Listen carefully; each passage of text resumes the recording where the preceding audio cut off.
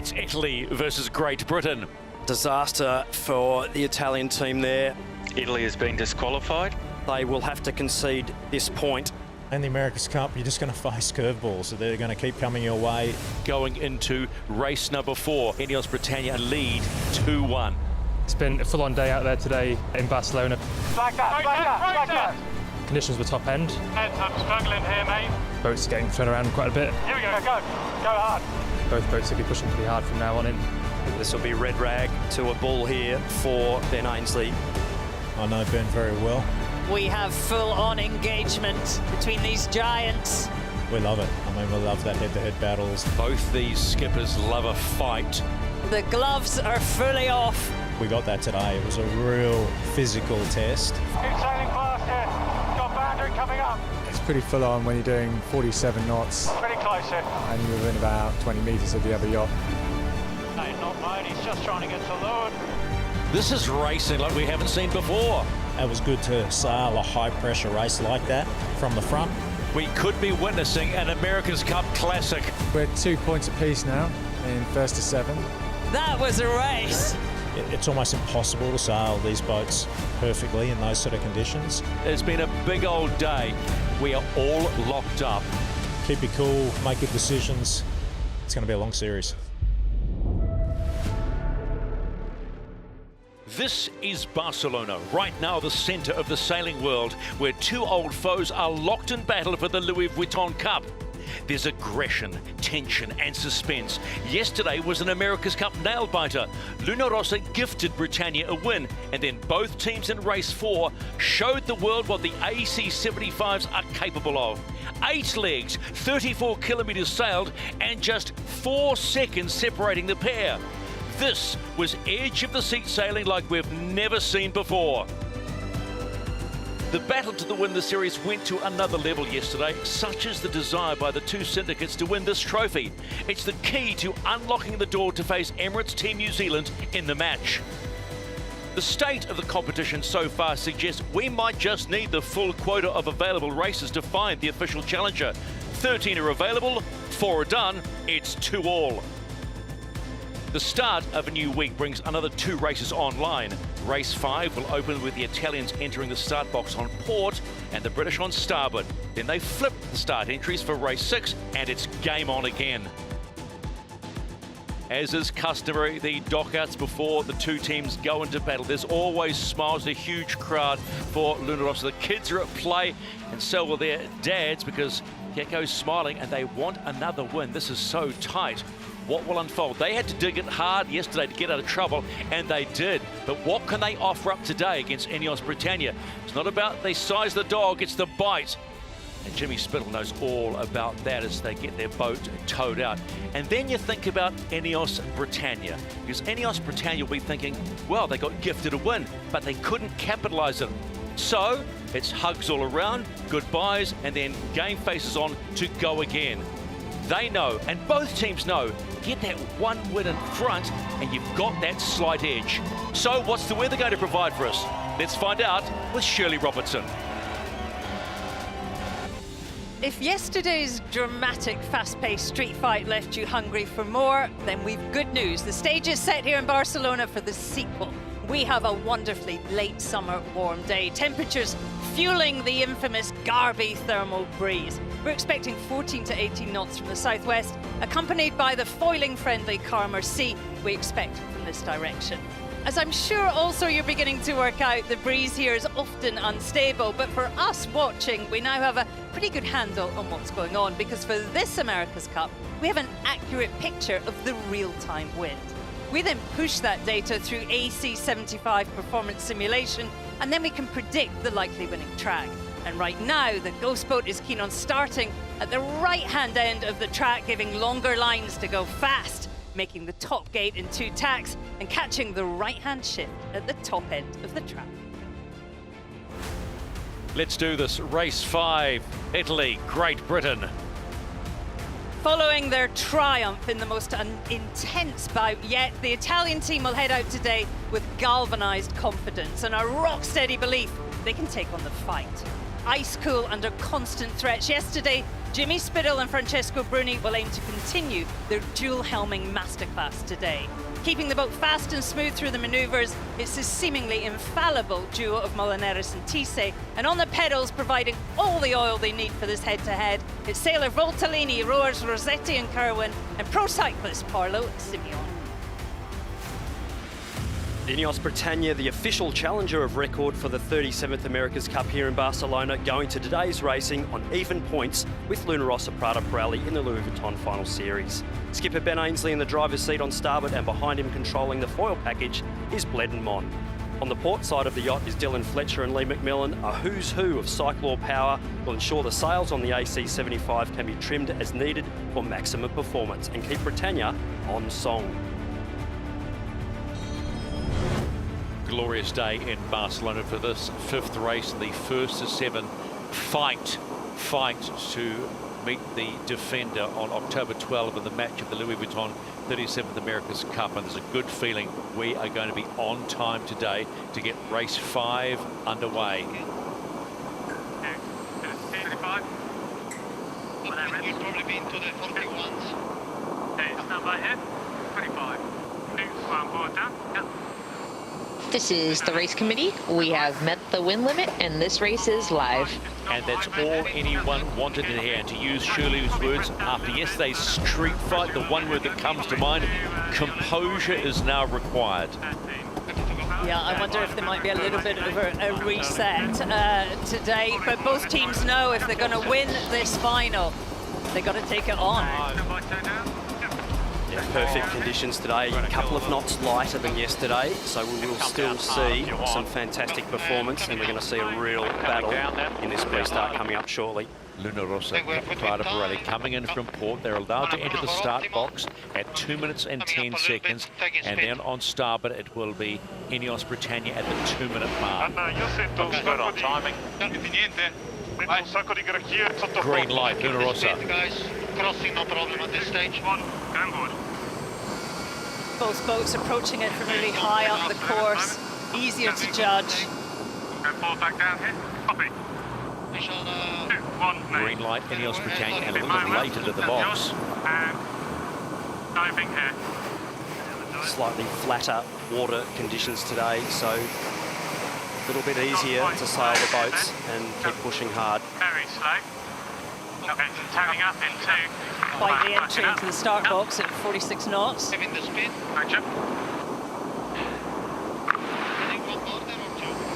Here's 2 board. On the speed you want. Bit of fast board speed here. There you go. Just holding up and skidding. Okay. Just slow of your line. Here's still 2 board. Plenty of kill there. 2-1. Having to wide down. Away, boys. He's on sails here. Quite early here. What do you want to do here, Ben? 40 kill. Then go past them here. Okay, working down in 2. He's working down. Luna Rossa hugging the wall, trying to get their time and distance spot on. Edge of boundary. Killing 20. The Italian team just trying to put the decision-making process onto the British team there as to either jump or push. Right turn here. Only killing 1 for the pin. Very cross. Turning up. Apart. Well, go well.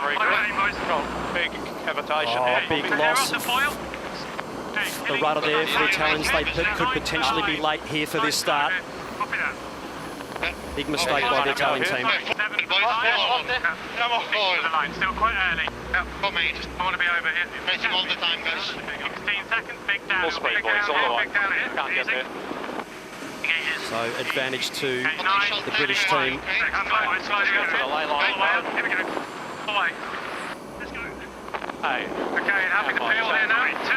Race 5 in the Louis Vuitton Cup final is on. Early advantage, Ineos Britannia.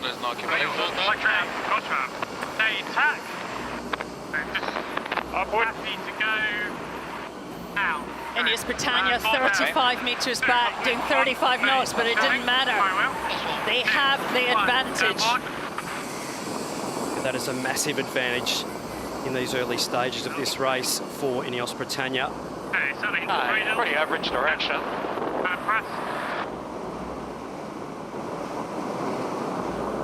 Taking Swiss. Taking a main. Hold it. Good numbers here. For investment. Push right. 2, 1. Freezes average ship. Yeah. We'll expect to see Yacht Britannia tacking right in front of the Italian team now, just to put them in that dirty air and control the race if they can. Going forward. Normal mode. Hey, stand by. 2, 1. Hey, tap that. Not much runway for Luna Rossa Prada Pirelli to that boundary, so there's going to be some quick tacking manoeuvres here. Interesting to see if the British go back immediately. Coming to the G-spot here. Right turn here.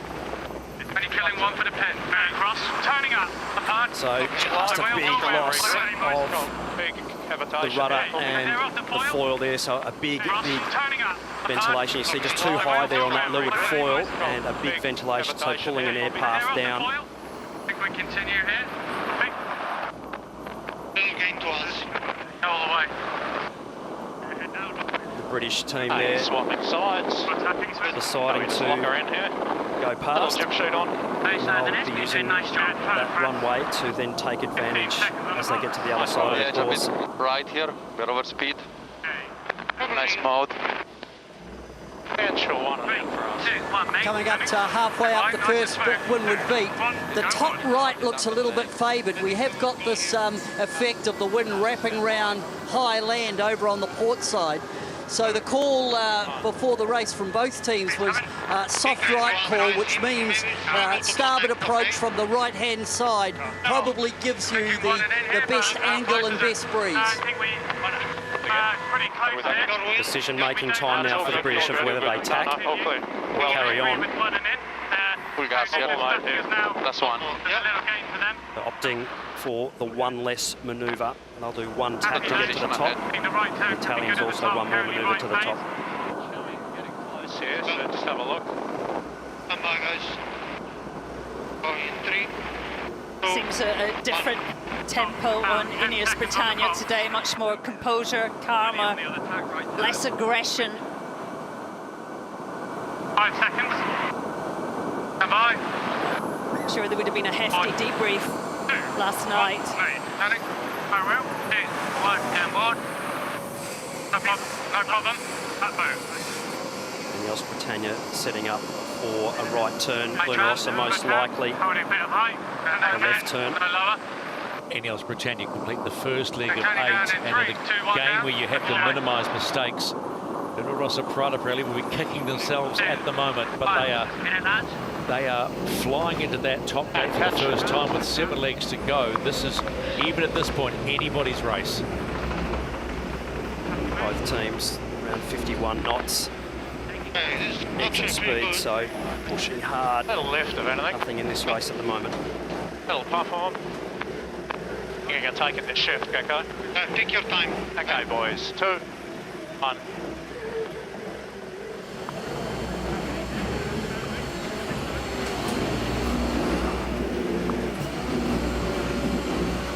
Long coasty jibe there by Nice puff there for Italian us. team. British now jibing, looking like they're going to line themselves up with a reasonable angle. Good then, ready pace, with good pressure coming.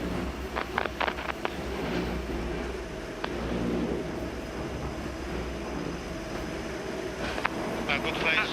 What happened with the rudder, do you think? Not sure. Down a bit. Maybe a bag or something. Yeah. I see. Pressure increasing 2.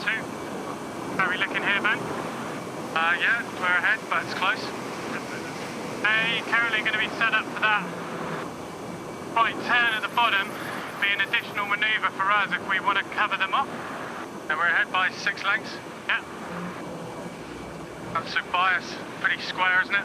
I mean, we've seen that bottom, that right turn be good. Let's let them go and then jive and set up for the one and then right. Yeah, copy. Great commentary by Ben Ainsley, Bill Fletcher, painting the picture and the options. Yeah, any time here. Okay, stand by. And board down. 2, 1, nade. Okay, turning. I will. Both teams absolutely flying on this downwind, this flatter water. Very, very flat sails set up for the downwind, so really, really clean and efficient sail package on both boats for maximum speed.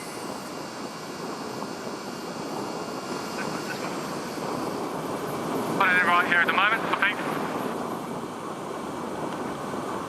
Slightly biased to the other gate, but it's a difficult manoeuvre for them, I guess. Yeah. Okay, stand by. Okay, yeah, hovering. Okay, yeah, Italians in general just sailing a little more twisted on their main sail, sailing a slightly faster mode. Going forward.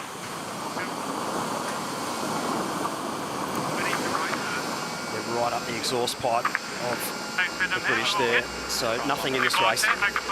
Be careful of that foil wash though. By your trap, right trap. Going down here. 2, 1, made. Okay, 2, 1, turn it up. Okay, split. Yep. Okay, charge. So we are around the gate, split tack for both. It's actually pretty close, isn't it? Hey, get it going, boys.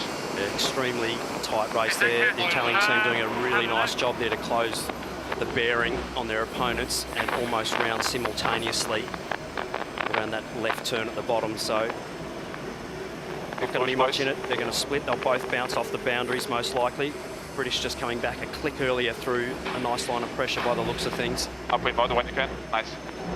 Still nothing in this race. All the way here. Apply, boys. Going 3, 2, Up with low. board down. Board down. Trap is down.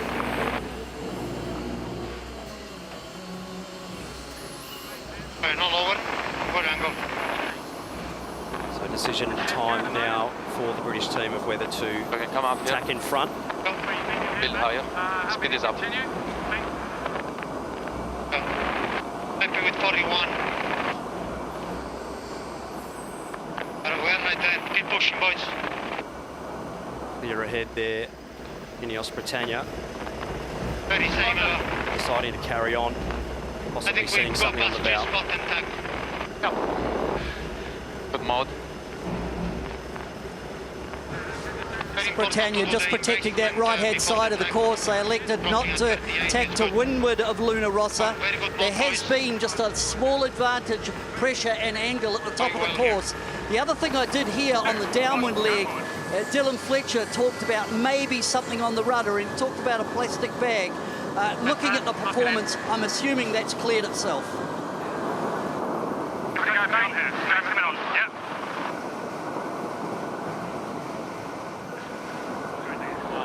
Set for now. Hey, tack's back here, Ben, so got a bit of an option to hit him here or take that right turn at the top again. How big a lead have we got? We can hit him like 100 metres. Need to go in 5 seconds. Push out. Let's continue. Ineos Britannia choosing not to engage, just sail their own race. Hey, let's attack on him now. A really interesting decision there. One, turning, around, 2, 1, get on board. We might take no good puff on the bow. And lefty right now. Looks like a puff on the bow. Transition coming here. We need to go short of lane. Okay. Going in right. Taking main. Yeah, pretty soon. Make it life hard for the split at the top. Yeah. 8 tacks. Let's tack with it. 2, 1, board down. Yeah. 3, Big slide, boys. Main. Turning. 5, 2, 1, going board. Hey, we just take a little high mode here. So the British team We got a clear of it on him here. just putting the Italians there right in their exhaust fumes, so that dirty air It's off coming on this angle. their rig, affecting the performance now of the We're Italian probably team. thinking both one and in right.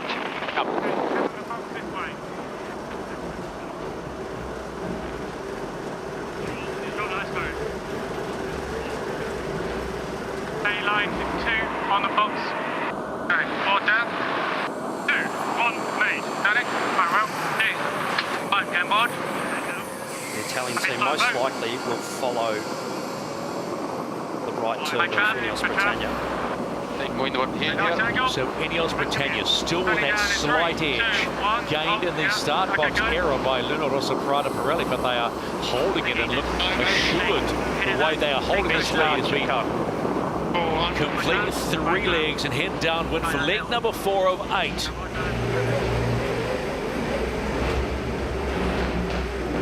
The Italian team just having to sit in the dirty air of the British team of Ineos Britannia. So a little righty at the moment.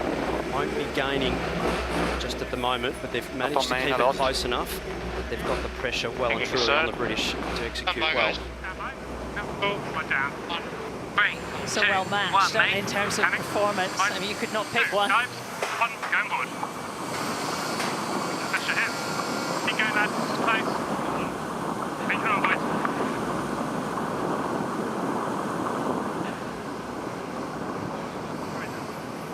Even though the wind's 2 or 3 knots less today than it was yesterday, the water being flatter, we're actually seeing slightly better performance in a straight line of the 2 boats. So Sea State making it hard when it's wavy to get those top end speeds. On here. A passing G spot here. If I think about it.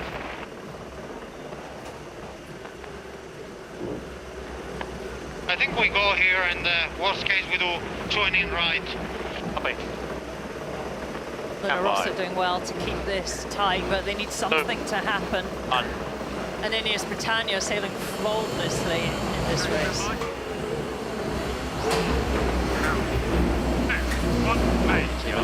Bottom end speed in their jibes. Go board. Very, very fast there. 42 knots at boat speed. Taking main. Holding. Pretty square going. Taking main. Looking at the 2 boats going downwind, Inside left at the bottom of the Luna course, Ross's jib is just slightly bigger in area. And I know before the start they called the J4. Now, the advantage with the slightly more sail area should be a downwind advantage. It looks like the boats are very evenly matched. I was impressed on that second windward beat, how Ineos just controlled the course, did a beautiful job of making Luna Rossa Prada Pirelli, just not giving them an opportunity to get into the passing lane. I need a low mode here, sorry man. Yeah, it's been on. Low mode here. Thanks, low mode please. Hurry up. Round us up here. Mode an early drop. Yeah. Up in 5. Ineos Britannia are giving Luna Rossa Prada Pirelli no room to move in race 5 of this Louis Vuitton Cup Series. And we're at the halfway mark. 4 legs completed of 8. Boss, 2, 1, going forward. There goes Luna Rossa Prada Pirelli. It's going to be one mistake that could define this race. We've seen it already. Is that the only one that we will see?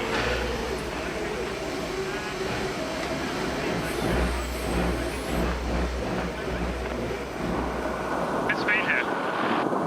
You've only got 15 on the box, so any time. Stand by. And forward. 2, 1, main. Panic. I will. 2, 1, go board. Ineos Britannia in more breeze there. You can see it with the wind field. Green meaning more breeze, blue less. 31 knot bottom speed there. Very good tack. Main here. On board Ineos Britannia's chase boat with coach Rob Wilson. Rob, after yesterday's rather emotional race in race 4, what was the word to the team going into today's race? We just wanted to get on with our processes and have a clean race. That was the main thing. You know, there was a lot of rules incidents going on yesterday, and not that you can't trust the decisions, but it often comes down to a 50-50, and you never quite know the outcome. So we're just trying to keep it clean.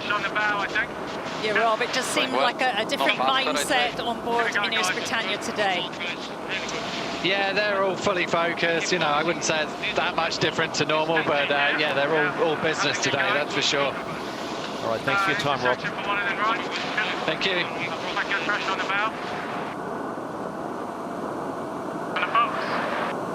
Both boats able to tow a barefoot water skier upwind at the moment at 80 kilometres an hour. I don't fancy it though, do you? You want to have your knees strapped up, that's for sure, going upwind into those waves, but unbelievable performance tacking through around about 80 degrees or less. The real thought as we start to run out of eggs is what can the Italians do? The only option is to keep it close, keep it tight. Like what we did last time, Ben. Copy. Go on him now or just split. Up to you.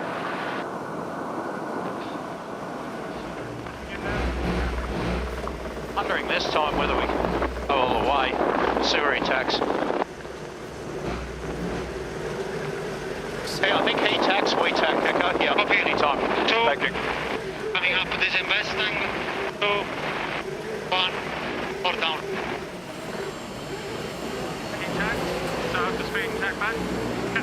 Just see how little the boats turn through the eye of the wind.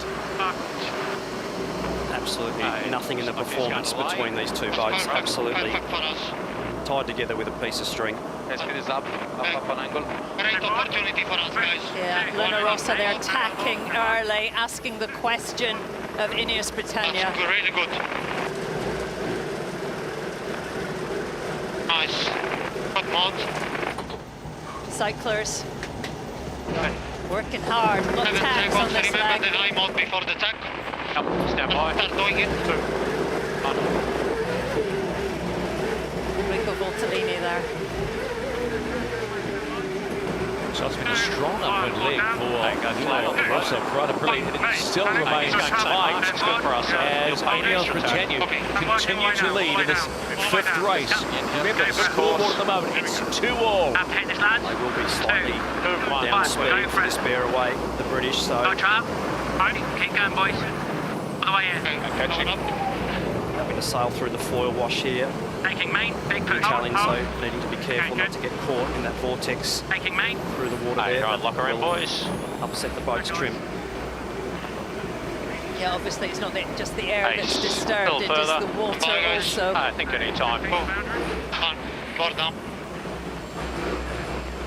Tackle bear away for Ineos Britannia. Big move though at the top of the course. 3, 2, 1, main. Heading. 1, 2,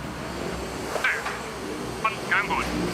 Slightly floaty jibe there by the Italian team, so it wasn't their best jibe. That's good. A bit high and a bit slidey, so great jibe on the British team. They've taken a gain out of that set of manoeuvres. Fans on the waterfront boys. thinking about what could be leg 6 of 8.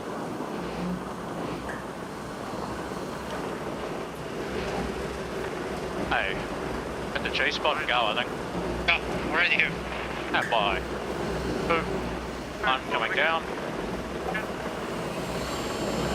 Ready, jibe. Okay, come on. Up, down. 2, 1, made. Heading, parallel. 2, 1, go board. Then hook up here. Big push here on the pedals. Taking main.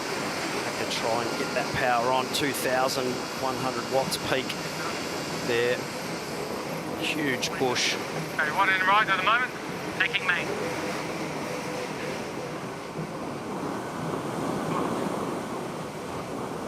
Mighty bias to left gate, but not much. Little gain on this leg for Make sure Ineos we go, just Britannia. go a touch past it this time. A little bit of breathing space. Certainly sailing the boat accurately. 2, 1, forward down. Ineos team. 3, 2, Italians 1, breathing main. right down Heading. their neck at the moment, so cannot afford any mistakes. Go on board. Back on our line.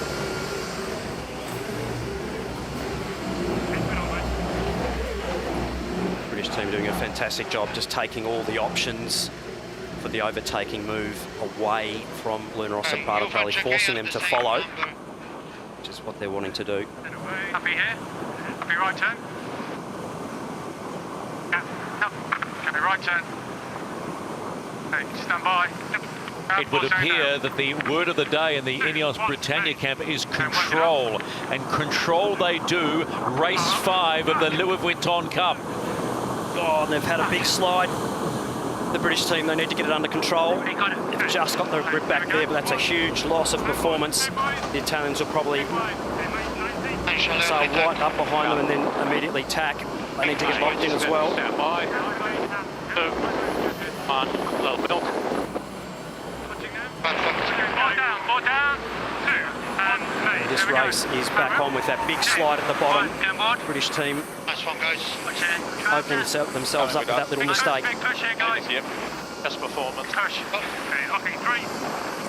You can hear the tempo on board Ineos Britannia. They're back in defending mode. 2, 1, and working up. Just as the boat's turning here, you see the side load and just that flow blowing those really skinny upstands on the foil. Full sideways sliding. You watch both foils blow the flow up and big slide there. Massive wash off the performance. So unfortunate for the British team, and the race is now back to only 35 metres of distance.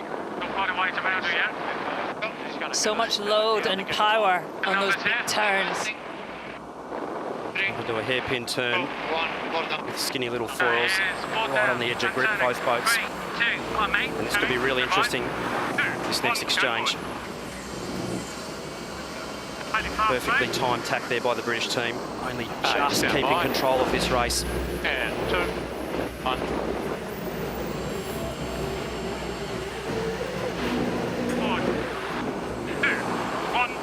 On board Luna Rossa Prada Pirelli with Coach Philippe Christie. It would appear patience right now could pay off. It's very tight at the moment. Yeah, it's super tight. I think the boys did well to keep the game alive, and hopefully we get an opportunity. And yeah, super tight. Just a very quick word about the start. Very tricky there. What happened? Yeah, well, I thought we had good timing, good positioning, but unfortunately during the turn we had a big slide and we lost the foil, and we drop off the foil. Yeah, that's a very hard condition to do match race, especially when we want to do a tight turn and tricky maneuvers. So unfortunately we couldn't pull it off, but you know, super happy to see the boats racing like we do. Thanks, Philippe. Welcome. Luna Rossa are throwing everything at it. They certainly are, but the British, absolutely perfect execution of just putting them right in the dirty air every tack that they do. So Italians are trying to wriggle their way free, but every time they come back in this situation on starboard tack, Ben Ainsley just putting them right in the roost. Slow beat of meters with every manoeuvre. Copy, and a ley line. Pressure here. Probably best damage control is Little bit of harvest probably when we can. Copy that. Trying to harvest it. Oh, higher here. Little press. Nice, good there. 12 seconds on the box. Just air forward of that dirty air, the Italian team. So they've just put it into a slightly faster mode there. They are air clear there, but they obviously are behind as well. So not many options left on the table in this race.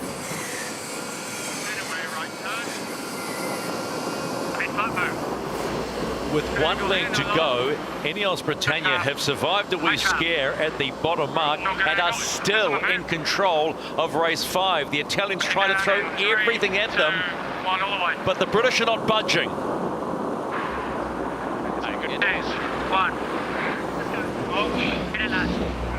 On and clear.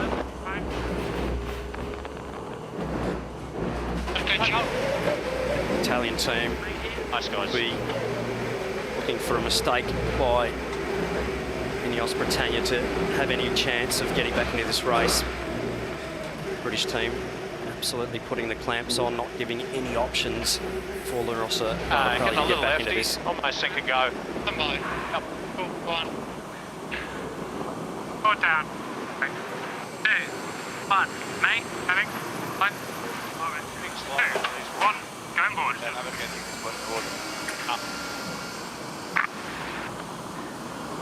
Nice job by the British there. A little bit slidey again on Luna Rossa. Prada Pirelli, but okay, guys. Keep it going. they just need to keep it locked in, the British. Okay, boys. Okay, do we match if he goes? Pressure is okay here.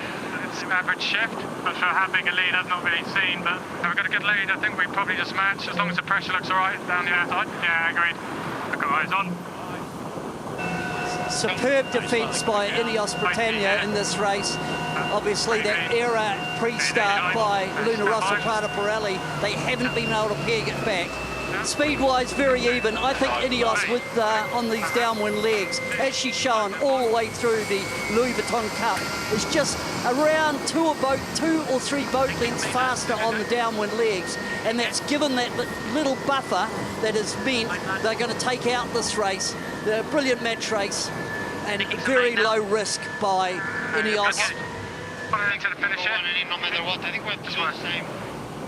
I agree with Peter there. It has been absolutely fantastic defence. It's been a real lesson in keeping the elbows out and keeping your opponent behind you. Just need one more manoeuvre. The British team execute that well, and they will get that vital point they need.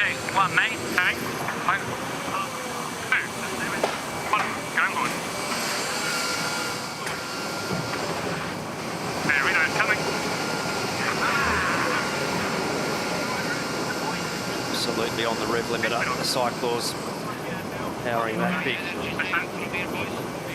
carbon fibre missile downwind. Ineos Britannia take another bite out of the points on the road to 7. And they will defeat Luna Rossa Prada Pirelli in race 5. And they will go ahead 3-2 in the charge to the Louis Vuitton Cup. Holding low, Lee. Understandably, fans happy as Luna Rossa crosses the line, and they will be ruining one error in the start box. Very much on the back foot from the get-go, the Italian team, just with that big slide in the pre-start. They'll be hoping to regroup for this second race today, and their goal for today will be coming out on even points. So the British team, their goal will be coming out 2 points clear, and so next race is going to be a rip-up. This is the Ineos base, and why wouldn't you be happy when your friends and loved ones are doing what they're supposed to do, win races. 3-2 up in the Louis Vuitton Cup. How big was the delta? Well, it was 4 seconds yesterday and still only 12 seconds today. Ineos Britannia go ahead 3-2 in the race to 7 race wins. You get 7 of those and you are off to the match to face Emirates Team New Zealand in the match beginning October 12 here in beautiful Barcelona.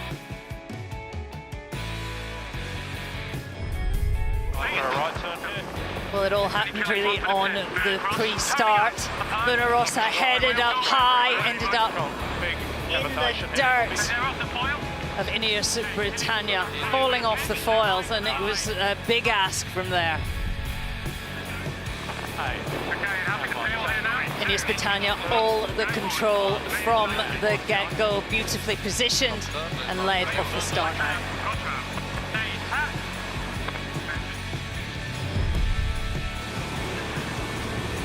By gate 4, Ineos Britannia still ahead. Those manoeuvres, though, so tricky. They're making it look easy.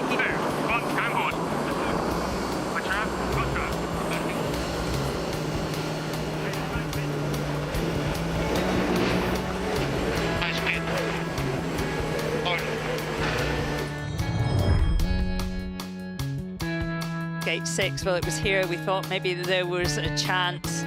Big turn by Ineos Britannia and a slide and a loss of pace, but they did well. They got the composure back and the boat speed. Went into defending mode from there on.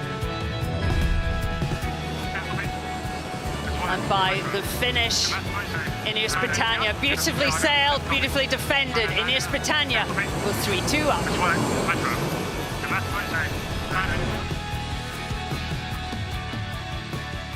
On board Ineos Britannia, let's start with Ben Ainsley. Ben, congratulations on a beautifully controlled race and great defence. Yeah, great race. I mean, they came back well. They always had a bit of an issue at the start, but you know, they were going well and pushed us really hard. And guys did a nice job to defend and keep the boat on its feet. So yeah, nice race. Just a question for Dylan on the other side of the boat. Dylan, it felt like a different boat today, very composed, not so aggressive, just clean. Has there been a bit of a reset? Yeah, we had a good debrief after yesterday's race, and yeah, that one was very close with the Rossa, so I'm sure that we've got another battle on our hands coming in the next race. I'm going to jump back to Ben, because Ben, you've got another race, right? 2 races in this day, so you're one up, confidence-wise, that little psychological edge. How much do you draw on that, and the whole team draw on that? To be honest, we take each race as it comes to us, and we know we're up against a class team in Luna Rossa. They were going well in that race. It's going to be another epic, this second race, but yeah, it'd be great if we can get another win on the board. That's what we're working for. Oh, Ben, I just noticed some boys jumping in potentially in the back there to have a look at the rudder. You guys mentioned you had a possible issue with the rudder there. Can you just explain what was going on there? Yeah, I think we probably picked something up just coming out of the first top mark, and looked a bit sketchy for a while there, but thankfully it came off, and hopefully not too much damage. Then we could sail the boat, we could keep pushing the boat hard, and sailed a relatively clean race after that. Okay, thanks, Ben. We'll see you in race 6 as we move across to Luna Rossa Prada Pirelli and hook up with Jimmy and Keko. Jimmy, one error. How costly? Yeah, it was a good race after that. I thought the guys fought hard and are able to be right there, just waiting for the British to make an error, and unfortunately they didn't. So, and this sort of close racing, that's what's going to take is one little mistake like that. Jimmy, the flatter water today, obviously a little bit easier to sail the boat around the track compared to yesterday in the bumpier conditions. Yeah, definitely. I mean, both boats are able to lock in pretty well, and really just sort of VMG sailing. So, yeah, it wasn't many passing lanes. We just tried to keep the heat on the British, but we had one little opportunity down there at the last gate, but just not enough to get around them. Yeah, well, Jimmy, a quick word with Keko on the other side of the boat. I mean, Keko, just thinking about these pre-starts, is it going to need a slightly different approach? What's your plan for this next race? No, I think we have good plans. We just didn't execute it. Just a little problem with the foil and didn't go our way. But no, we are confident with our strategies. And we just have to execute it a little bit better. As Glenn said, just one little mistake and was very costly. How do you reset now in the team after that loss? Well, you know, we are getting famous for it, so all good. Right. Thanks, Keko. Appreciate the time, buddy. Nice, mate. Well, this is the key moment, the pre-start dance, every manoeuvre a balance between defending your start and, if you can, stopping your opponent from getting off clean. As both teams turned onto their final approach to the line, Luna Rossa found Ineos on their inside and vulnerable to a luff attack. The Italians swung high to try and gain control, but the turbulent wind off the British sails left Luna Rossa with no power. Their jib just hanging lifeless. And with these high-tech, space-age sailing boats traveling at 35 knots, sailing into a hole in the wind is effectively putting your boat head to wind. They had little option for Luna Rossa. They were left floundering and trying to accelerate.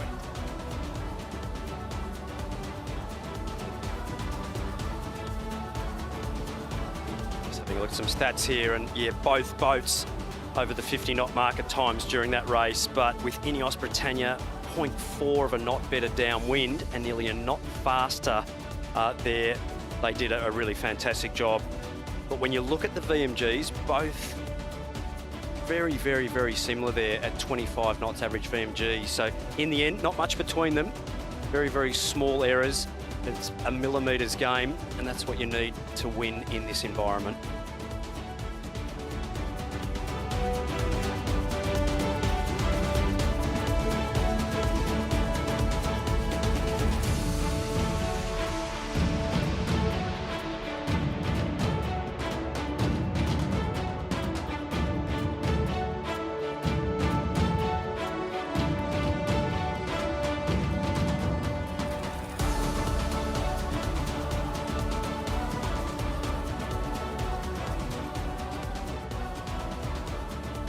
So the onboard debrief goes on with Ineos Britannia. We've had people look over the back just to see about that potential snag that they might have picked up, and they're taking a good look, but they seem to control it well. Yeah, they'll have a diver down there with some goggles on, just sort of running your hand basically just down the leading edge of that rudder shaft. So if they have snagged a little bit of debris in the water, a little bit of seaweed or debris, or even possibly a little bit of timber or something in the water, you never know, but they'll just be checking, making sure there's no disturbance there. Any tiny little nick or imperfection on that leading edge can actually trip the flow of those really highly loaded, very, very small rudder shafts. So absolutely important that that's completely imperfection free, so that they can hang on and use the grip where they need to. I mean, any sailor will know what it feels like to get a bit of weed on anywhere on the rudder or on the keel. But when you're going at this speed with those tiny foils, it must make a massive difference. The key thing here now is momentum. They have a little bit of momentum, Ineos Britannia, and what will Luna Rossa now have to do to try and stop that momentum? We saw it yesterday in probably the wildest race we've ever seen, but there is a lot of work to be done, because we know now, and we've said it all the way through, nothing between these two teams. This next race is a really, really big race for Luna Rossa Prada Pirelli. They will not be wanting to end the day losing 2 points, so they'll be wanting to even this up, and there'll be a huge amount of pressure to get that job done. It will feel like yesterday all over again. This time they had to race the race, and it was one mistake in 14 seconds. Yesterday, no mistakes, and they won in 4 seconds. Wow, look forward to race 6. And while we look forward to race 6, let's talk about power. Cyclors have returned to the America's Cup, and they were last seen in 2017 at the 35th America's Cup in Bermuda. A rewrite of the AC75 class rule has opened the door for their return, replacing arm power with leg power.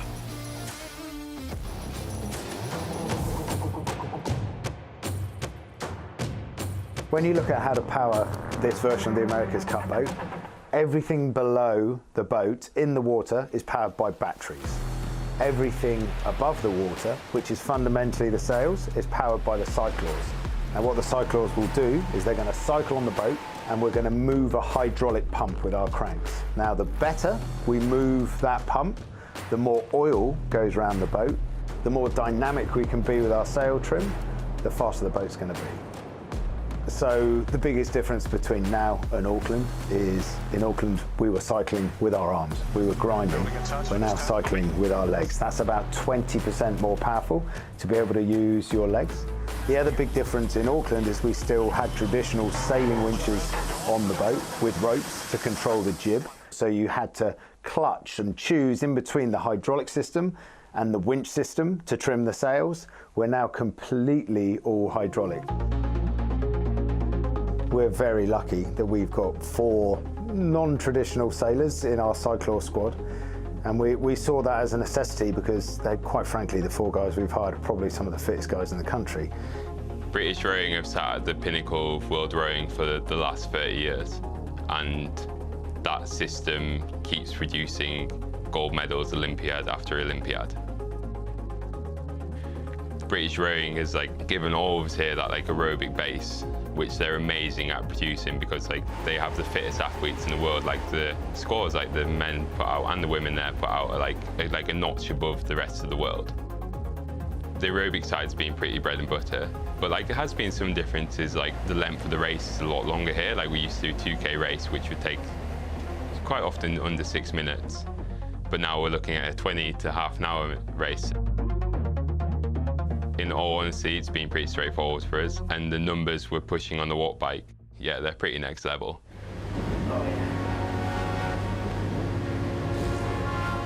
Freddie Carr brings knowledge, experience, but he also brings a lot of power. And the knowledge and experience he's got of the Cup has been priceless to us coming into the team. He's made sure we're a part of everything, he has brought us all together. I don't think the team, especially the Cyclor unit, would be as drilled and as together as it is without Freddie Carr. They don't know how to sail, so they've been on a pretty intensive course on how to sail. Not only sail, but sail at over 50 knots. But fundamentally, they are there to lay down some mega power, and they do that, and they've done a really good job. But for sure, the first 2 months of them, when we started sailing Britannia, there was a lot of questions and there was a lot of white knuckles holding onto the handlebars at some point. But they've done well. Oh, do you know, I'm very proud of them. I'm very proud of them all. The makeup of the power team here at Ineos is evenly split between rowers and sailors. The sailors here are very fit, very athletic. There's no out-and-out cyclists here, but being part of Ineos, we have been able to lean on the Ineos Grenadiers quite a lot. We've been on training camps with them.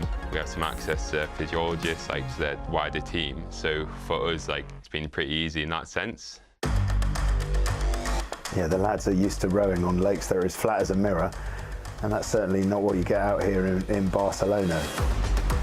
I think their biggest adaptation is just the exposure to the elements, out on the sea all day. Like an 8-hour sailing day is hard work. Let's be honest, on these America's Cup boats, if the trimmers want more oil, you don't have a say in it. You've just got to move your legs faster and produce the oil, so you can't measure your effort. And I think they found that pretty tricky to adapt to. I am highly motivated to bring the cup home, because I know that that's what the British sailing nation wants. And to have that back in the UK for the first time ever would be absolutely amazing. That keeps everyone here ticking over. It's going to be fun. It is going to be a challenge, but there's no doubt that these boats are going to be closer in speed than we've seen previously. Therefore, it's going to come down to the small things, the small details, like Cyclor fitness. The fitter your Cyclor is, the more you can move the sails, the faster you can go, the more you can go into manoeuvres with confidence. So you're going to have the power to land that manoeuvre and hopefully sail away from the other boat. So yeah, we're up for the challenge they're going to throw at us for sure.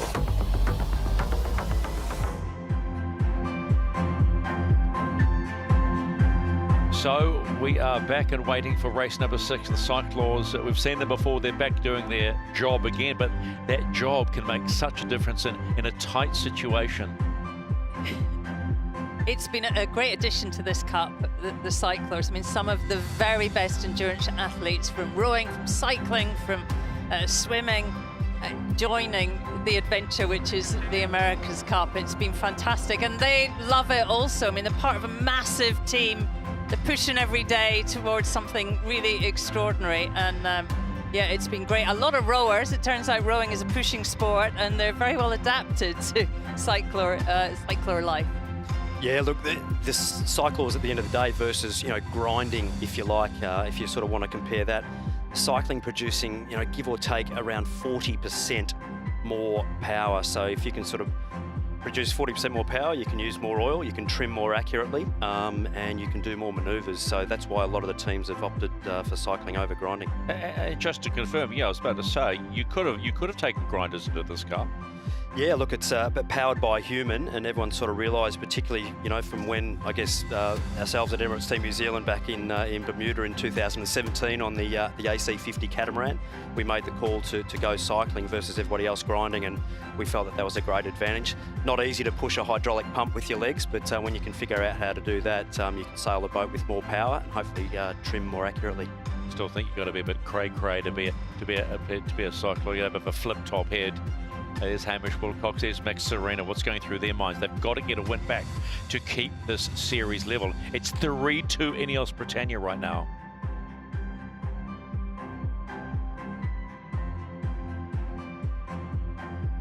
We talk about this all the time, you know, the America's Cup's always been a race of innovation, strategy, strength and endurance, as we've been talking about. But in the past, crews have relied on grinders, right, to power their boats. But here at the Louis Vuitton 37th America's Cup, high wattage Cyclors power the boats.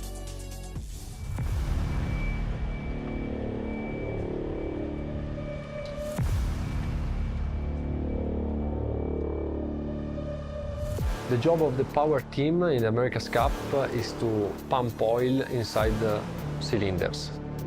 All the part that is sails, so jib and main, are provided by human power.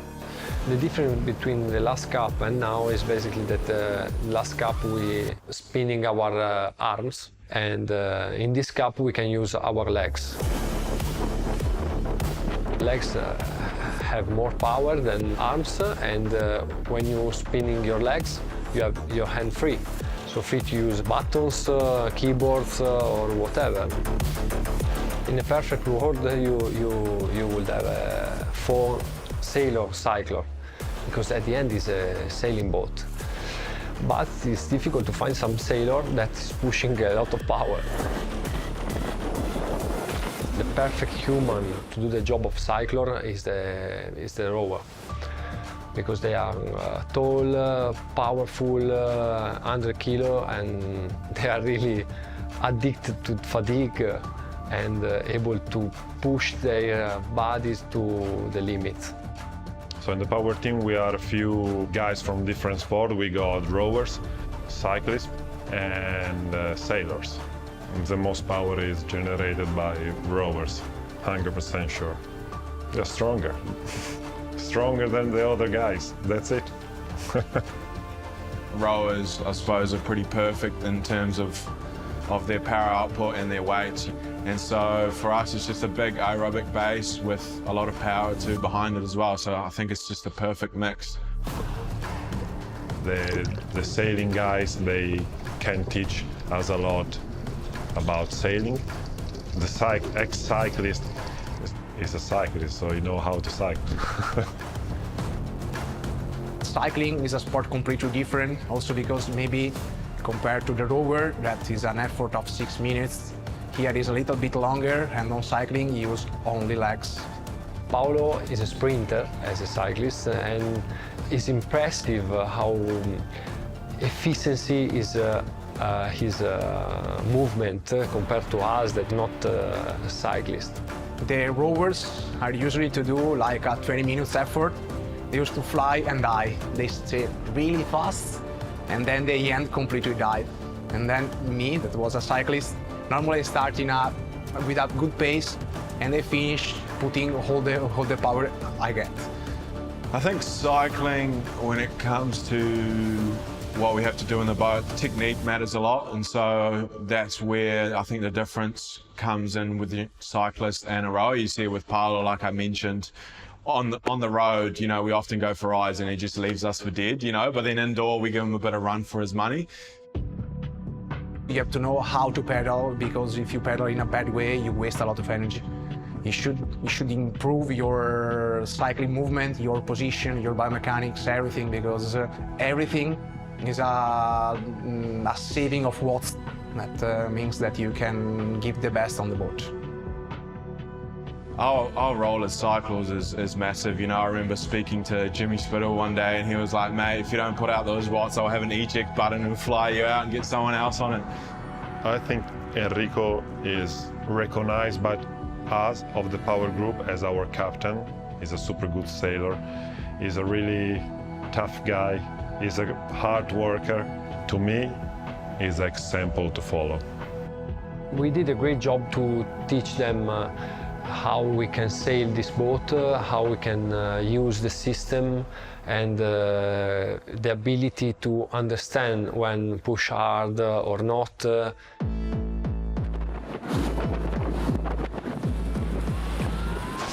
And it's important to be a sailor, understand what is going on in the water, to anticipate what will be the next maneuver. Let's say if you are doing a duck behind your opponent, you will know that it's going to be a big trim after the duck. From outside, you always heard, oh yes, America's Cup is like a Formula One, but on a sailing boat. And you know, you always think that people exaggerate, but it's completely true. Every day you learn something that is a really life school here.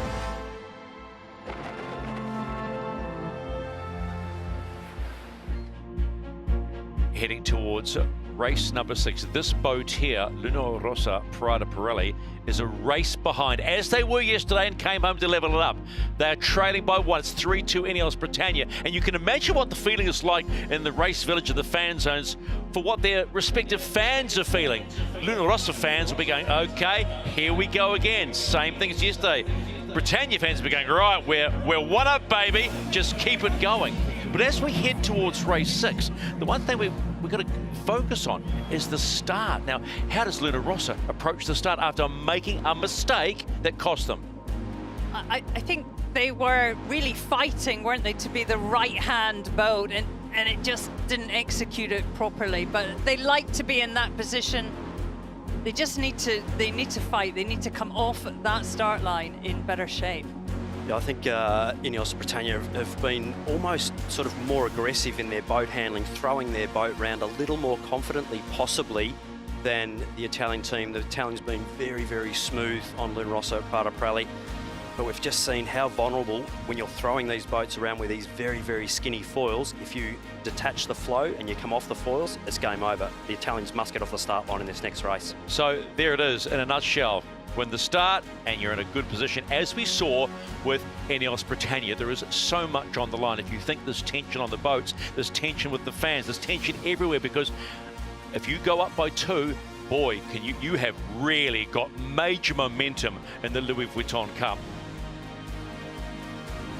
We know these boats are super close to each other. So what are the differences? Well, we've gone outside to Anderson Reggio from American Magic's design team, an expert who's got a great eye, to tell us his view on what the difference is between these two boats.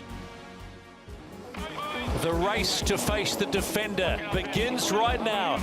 We watch all of the other teams quite carefully to understand their strengths and weaknesses. Ineos Britannia, Luna Rossa, Prada Pirelli. Let's go racing. I use the football analogy around our house pretty regularly that each week you want a scouting report. So the two boats left in the Louis Vuitton finals, Ineos and Luna Rossa, are pretty evenly matched from a performance perspective. Both boats are fair ripping. They're set up differently, they're operated differently, but they can get around the racetrack in very similar times. Ineos Britannia, they have got the afterburners on this afternoon. Ineos is a unique design. They're definitely bigger than the other teams.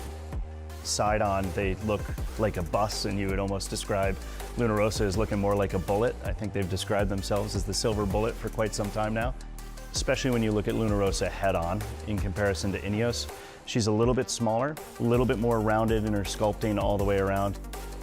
The lines on Ineos are sharper and more distinct, and so that boxier design of Ineos's would come for sure out of a lot of that Mercedes and Formula One influence. They've been very strong today and sailed this mighty boat beautifully. Every team looked for a very long time at the conditions in Barcelona. Oh, they're marginal. I think they're off the foils. And watch Luna Rossa, Prada Pirelli pounce. You've got to be able to take these boats off in very light winds and potentially being influenced by pretty big waves at the same time. For each of the teams, they'd have to consider being able to lift the 6-ton boat while also being able to achieve reasonably high top-end speeds. Luna Rossa's foils are sort of in the middle of the fleet in terms of size. Right where their foil transitions in color as you work up the arm from black to yellow, there's a big Pinocchio-shaped nose that sticks out forward. There's a need for each of these foils and foil arms to fit a very specific weight and center of gravity requirement within the rule. So if you're going to trade area down low, you need to put the weight somewhere else so that the foil arm can measure appropriately. Additionally, it gives them a very distinct, easy to reference point on the foil arm to know how high the boat is flying. Ineos's foils are somewhere in the range of 6 to 7% smaller. This will allow them to achieve slightly higher top-end speeds, but they may be slightly compromised in the takeoffs comparatively.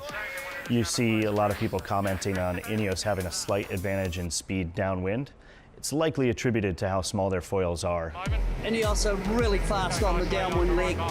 Ineos, when they go through their maneuvers, their rig is timed well with their sail going through centerline. You see, especially on their jib track, when they go through a tack or a jibe, their jib will often fall to a landing position much more abruptly than what you see on Luna Rossa. It's a different way to solve the same problem, to getting your sails set up on the new tack or new jibe.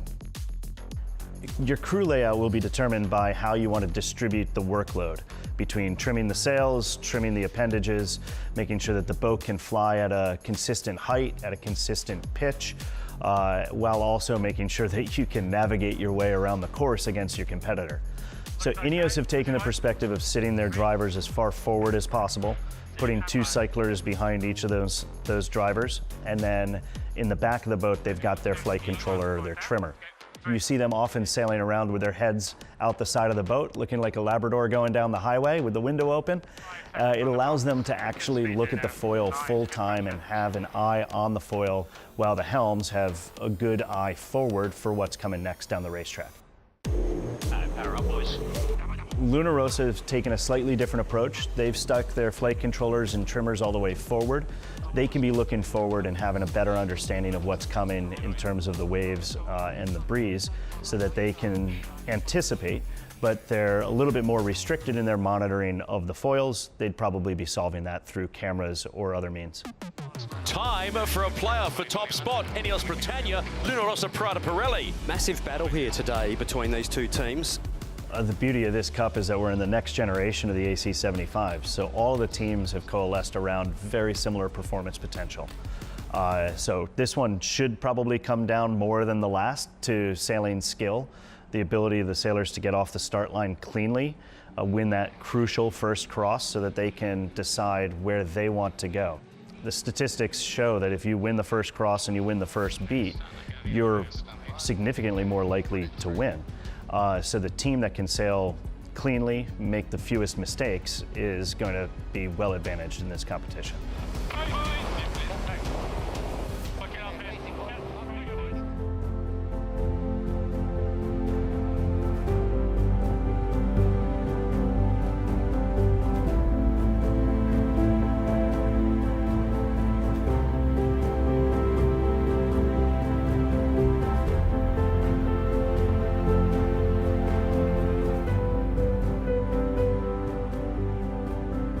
So we are heading towards the start of race number 6 in the Louis Vuitton Cup, and you can see Luna Rossa, Prada Pirelli all up and running and gearing to go. 7 and a bit minutes to go.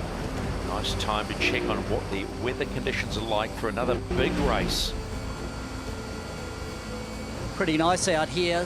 It's beautiful conditions. The wind has actually gone to the left a little bit at the moment. Top of the course, it's about 16 knots. There's more wind in the middle of the course and over to the right. That's what the teams are talking about. Luna Rossa are talking about starting to the left and continuing right over to that left-hand ley line. On GBR, they're saying top right approach. They like approaching on starboard to Mark 1. Well, Peter's got a pretty good idea of what is going on. The Ghost Boat liking the right-hand start of the start line, really, so you get maximum length to the boundary and then coming in from the right at the very top. The wind also, more wind down the bottom of the track. We're seeing 17, 18 knots there regularly. So another good day for racing, Shirley, quite simply, right? It is a glamour. It is so good. It is so good. We've already had one great race, won by Ineos Britannia. Let's go again. That's right, it is race number 6, Britannia on port, Luna on starboard. That earlier victory from the British team puts advantage firmly their way. But they know there's still plenty of sailing left in this game. Skipper Ben Ainslie is sharing the responsibility of driving duties with Olympic gold skiff medalist and cup rookie Dylan Fletcher. The rock-solid performance team is Leroy McMillan and Bledin Mon. And keeping the yacht powered up, heads down and clipped in, is Todd Hunter, Leesk Hunter and Luke Parkinson. The Italian team of Luna Rossa Prada Pirelli are now 1 point behind on points with opponents Ineos Britannia after another race in Big Breeze. They've been pushed to the limit in some of the most top-end racing we've seen here in Barcelona. With familiar faces on the wheels again today, Bruni and Spithill. In front of them on foil control is Molinari and Tesse. The power of the control of the big sails provided by Voltolini, Gabbia, Rossetti and Liuzzi. So, once again, as we sound the business, it is game on between Luna Rossa, Prada Pirelli and the official challenger of record, Ineos Britannia, who are a step closer to the magic number of 7 to win the Louis Vuitton Cup. But Luna Rossa are back in the same position they were yesterday. They were 1 race behind. And with crazy weather conditions, they came out and it was a thriller beyond compare that we have seen in this America's Cup regatta. So now it all comes down to the start. Boys, finishing just Another little look at the ghost boat, still liking the right-hand start of that start line. So we can expect the boats to be fighting to get there. Very, very similar conditions to the previous race, so interesting to see how both boats attack this. If Shirley's right and they are fighting for that windward end, which they probably should be, there'll be a lot of pre-start antics to try and lock the other boat out and actually take that lead off that right-hand end of the start line. Well, there wasn't much engagement at the first pre-start, was it? I mean, we were talking about the time. They didn't really go at it, did they? Really saying, I'm on you. Yeah, it doesn't seem to be Luna Rossa's thing so far. They like a timed approach, build speed, nail the start line, but maybe we'll see something different in this race. They need to even the score. So what have those two brains got going on about how they are going to approach this must-win race if they are to, quite frankly, stay in the game? Because if this team goes down by 2, that means you got to win 5. And I mean, it's simple mathematics, but they are under pressure now. How you respond to pressure is how you show that you're a top card team like this team right now. They beautifully controlled the last race. Will they do it again?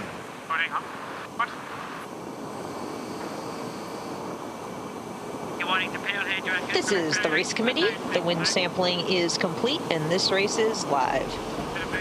And they flick the switch and get ready to come in for the pre-started race 6 of the Louis Vuitton Cup final here in Barcelona. Ineos Britannia will come in on port at 2 minutes and 10 seconds. Luna Rossa Prada Pirelli will come on starboard at 2 minutes. Big puffs and lulls coming down the course at the moment. Difference of about 5 knots from the top to the bottom. So about 15 knots at the top at the moment, about 20 knots at the bottom. So quite shifty. 10 seconds to go before Britannia can come in on port. Time and distance. Well, good look at that little indicator. They look bang on. They're not going to be early. They might be a little bit late. Yes, okay, well played. But there's the green light. They're good. 2 minutes for Luna Rossa, and they too are coming in late. Very similar to the first race. Stand by 5. And jibing. Stand by tack. British rolling into an early tack here, so they will spin the boat and possibly do a 360 and actually come in behind the Italian team. Just killing a bit of time early, the British, and putting themselves in a position where they will have to we're on committee lane. make sure that they put the pressure on the Italian team to execute their time on distance accurately, otherwise they will lose control of this pre-start. Ineos Britannia, I think, like to chase. They like to be pursuing. They're just getting themselves into that situation. 20 race 30. Backing away. And jibing. British jumping in this, so I'll part it. Turning up. Just see where it goes. Nicely done by Luna Rossa there. The big gauge between the two boats. Both boats very early. Time to kill here. the Italians could swing and get behind Ineos there, so... No, it's not going. Anything for slow is good. 22, killing 8. 23 seconds. Luna Rossa like to start to windward. We'll expect to see a big speed build over the next second or two by the Italian team. Now, 3. 2, here we go, boys. 1, Nick Windon. It'll be a very even start. Grab on. Keep filming. Race 6, Louis Vuitton Cup Finals. All that matters is a win. I'm out here. Okay, all the power on the main now. Locker in here, good mode. Cracking start by both boats. Ineos slightly won that, only 5.5 metres off the line. He's matching your mode, but I think we will have to attack pretty soon, okay? You just pick your moment. Hey, let me know if you want to hold or attack. I think we're going to attack. That's good, good mate. Hey, you just count me down, I can't see. Your time is coming up a bit more. Anytime. Here we go. Ineos Britannia really squeezing Luna Rossa there, forcing them away early. Nice and smooth there. It's coming with us. 209. Very, very even race at the moment. Absolutely nothing in this. Both boats pushing extremely hard to get the advantage. Some nervous faces at the Ineos base. Just as she hopes she has some fingernails by the end of the race. So in about 30 seconds time, when the Italians tack off this boundary, they go all the way, they will be the right-of-way boat. They will lose about 2 boat lengths though in the tack after going from full power off the gas and then full power again as they come onto the new tack. So it will be up to the British team to make a decision of how they deal with that intersection, because they will be the give-way boat. Those close tacks, hard to pull off. Go, anytime. Stand by. 3, 2, 1. You definitely have a pace. One more down, moving. 3, 2, 1, mate. Getting strong. 2, 1, go on. I'm out here. Still absolutely nothing in this race. Very, very even. Slight advantage now in this speed build to the Italian team, but they are the keep clear boat now. Winded boat must keep clear of the lead boat. He's coming up a bit. Good angle. We're higher. Diverging all the time. Let me know. You can press a little bit if you want. A tiny bit. Then coming up a bit more. Up on it now. So the electronic boundaries of both boats are the actual rule definitive lines. Those electronic boundaries have to stay apart, so the umpires will be watching this very, very closely at present. Keep doing what you're doing. We're hearing the voice of Kekko Bruni painting the picture for Jimmy Spittle, who's steering on starboard. They're getting close to Leyland. Conditioning the pressure here. A slight advantage coming up to this top gate. The Italians will be able to dictate this top part of the course. Perfect example of an AC75 drag race right now. Rossa, Prada, Pirelli, Ineos, Britannia. Final tax to the top gate for the first time in race number 6. And just like race number 5, there is nothing in it except this time it's Luna Rossa Prada Pirelli that will lead Ineos Britannia at the first gate. 7 to go, and it's a long 7 in the AC75 world.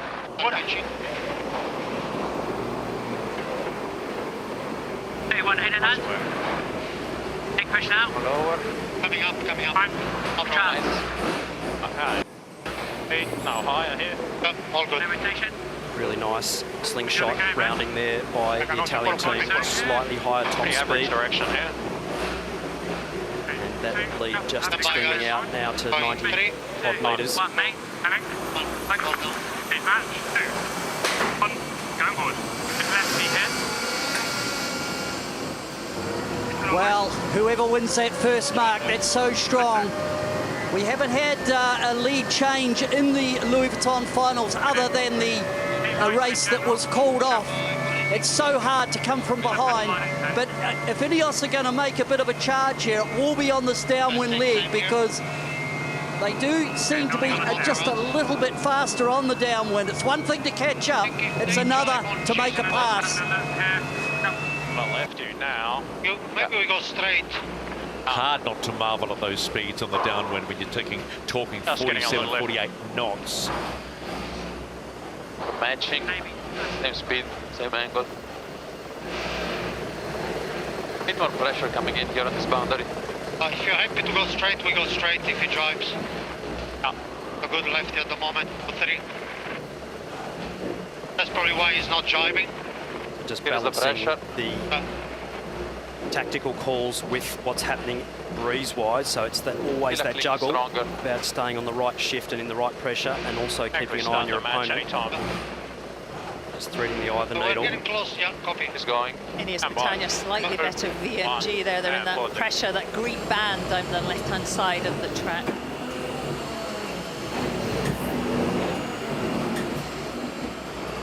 Just a bit of pressure there. Quite a decent puff, both boats that are in at the moment, so see the speed's increasing as they head down to the right looks good. bottom. Beautiful flat water and absolute top end speeds. It's a real treat listening to the decision-making on board, even at 40 knots. Like any boat you sail, that discussion so that the decisions evolve. You don't have to make a call in a hurry.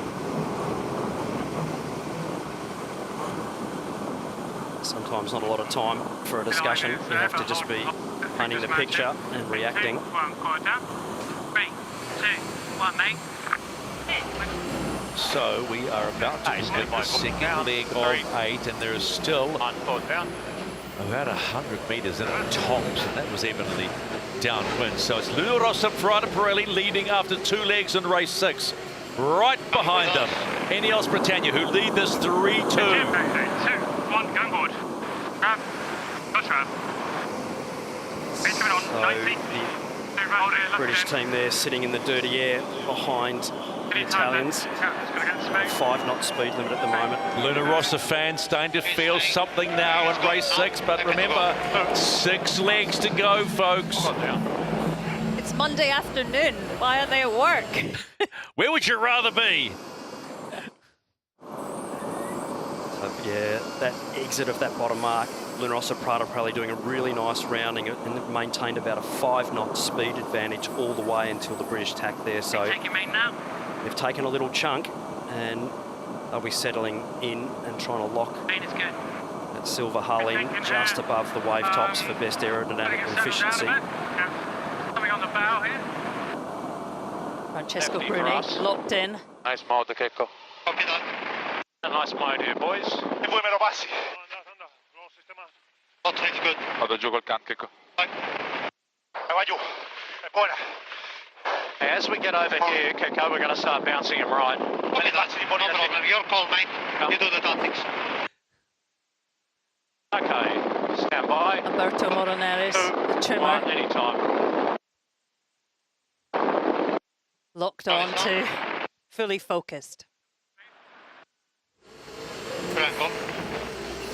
Small advantage to Luna Rossa.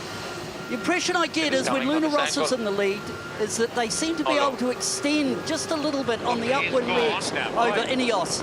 Luna Rossa did a really good job on that downwind. They actually made 2 boat lengths on the downwind against arguably the faster boat. So right now this is playing out very nicely for the Italians.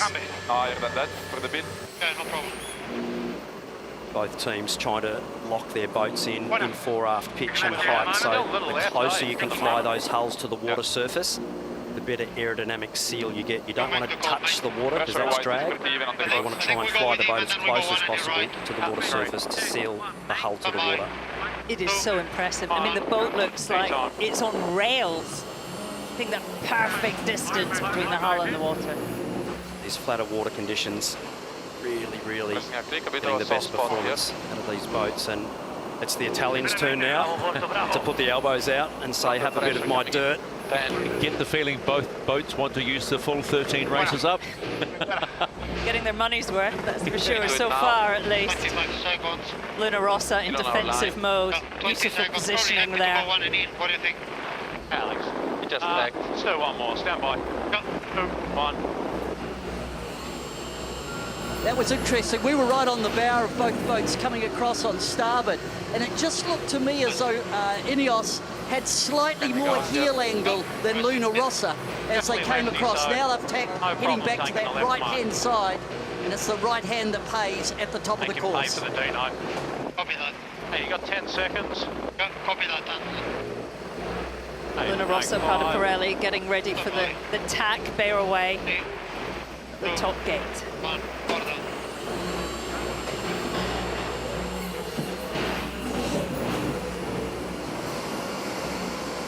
In the left phase at the moment.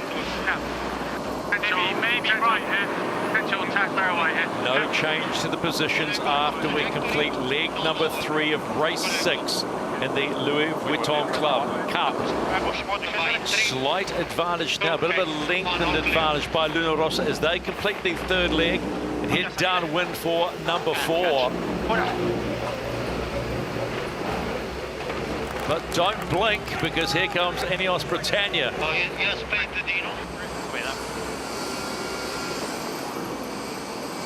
A big manoeuvre there for Emirates Britannia, just to try and get the split. They know that they've got a lot of work to do to dig their way back into this. The Italians taking control of this race. Just having a look at the ghost boat. It has Italy leading when they meet by over 300 metres. A slight advantage to that right-hand side of the screen. Being behind and having to do that tack, then the bear away, you're washing off the speed in the tack, and then you're having to re-accelerate hard around that tight turn. So you pay an early tax, but that's what you have to do to try and get the split and get something back on your opponent, sailing clear air. Hacking is off. The manoeuvring is so good. Probably a little righty, if anything, right? Yeah, this is a good race. This is the race committee. We are moving the windward gate, shortening the course to 1.82 nautical miles. Good path between us and him a bit. Yeah, it's coming down pretty nicely, yeah? He's tough now. A straight line, yes. A lot less than the manoeuvres, Shirley. They're just ticking along in a straight line. In these flat water conditions versus the bumpy water conditions, nowhere near as much sail trimming as what there is in the wavier conditions. So a lot less oil needed, though the manoeuvres still chew a lot. So cycle in the park then. Not at our speed. The way they run it on Luna Rossa, they have a cox, and that is Enrico Voltolini, who's a very renowned rower. Close to light. I got it. Go. One. More down.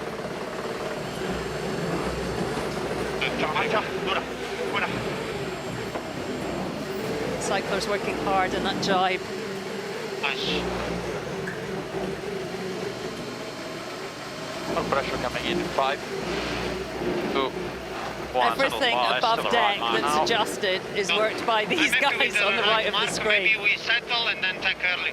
Yeah, feels like a little lefty phase. Yeah, I'm happy with that. Even though they're going downhill, pushing out, all boys. They're not going downhill. It's always uphill for those guys working hard. Here and then settle and tack. High speed. Luna Rossa, Prada Pirelli, they've lengthened the lead on the downwind leg against Ineos Britannia. And we're at the halfway stage of race 6. Still 4 legs to go. Beautiful ride height control there on board Italian boat. In comes Ineos Britannia. Still work to do. Throw Rita around. 3, 2,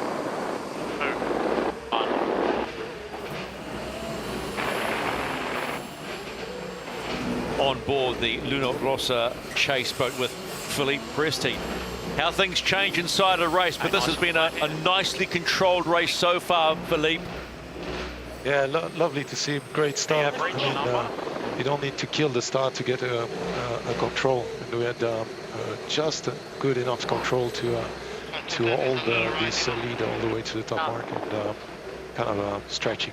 So super pleased with the way the thing unfolding. But yeah, halfway.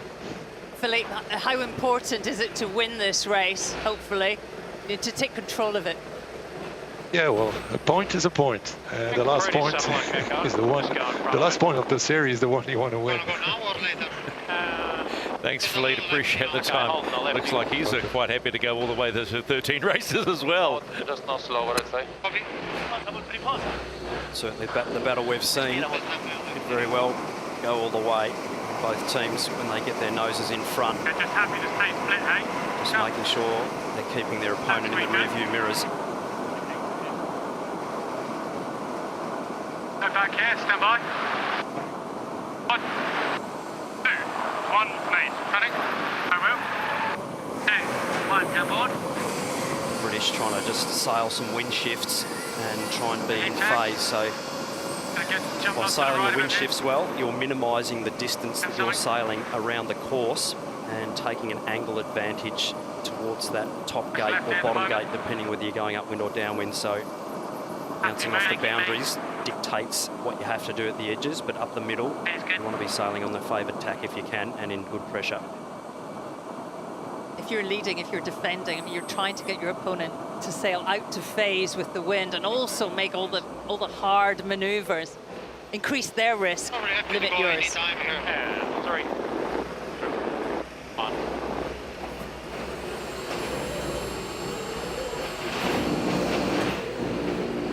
1. Luna Rossa tacks, heading back to the right. Top of the course, both teams, if they get in a strong position, protect that right hand for the right-hand approach on starboard.